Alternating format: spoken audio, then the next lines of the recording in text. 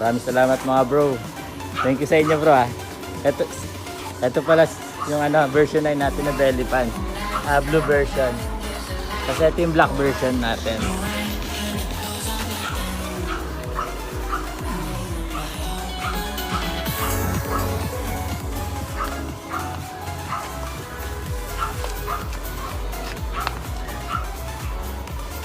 Ito pala yung big bike concept natin ng Suzuki Gixxer 155.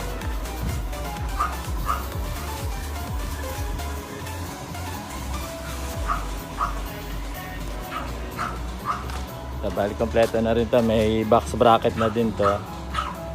Saka underneath with plate holder. Ayan. Seater. Ito pala yung tire hugger natin na version 3. Medyo marumi lang.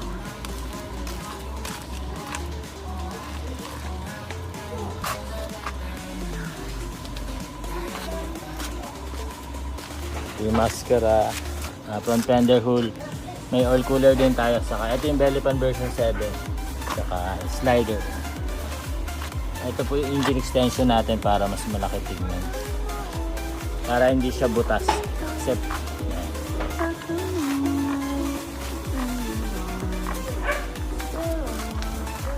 pag walang engine extension, medyo butas tignan siya. Ito yung slider po natin.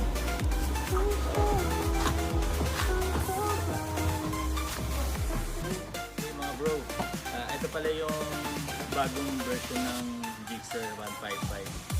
Bali may bago tayong mold design. Ito po yung ito po yung seat cover po natin na bagong design po. Bali maganda to. Meron na po siyang stopper, saka yung telang ginamit dito po high grit, tapos hindi po siya nababasa ng tubig. Bali ito naka-curve na po siya para komportable sa upuan. Tapos may sandala na rin. Kasi ito pala yung bago na, ito pala yung natin, box bracket po natin. Bali ditanggal po yan, naihiwalay po yan. Sa heavy duty po siya. Kaya tapos hindi na po aalis yung grab bar.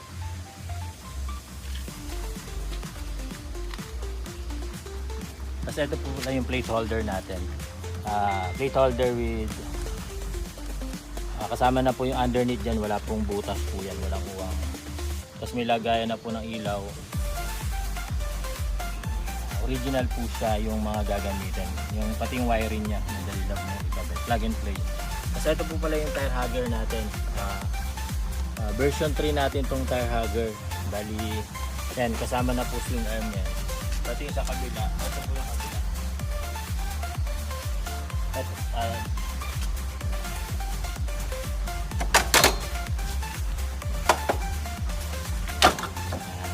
kasama na swing arm yan.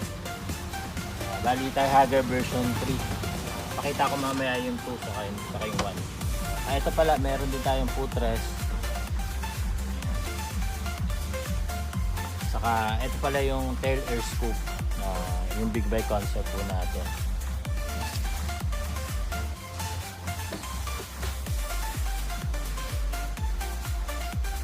Ito pala yung chassis cover natin.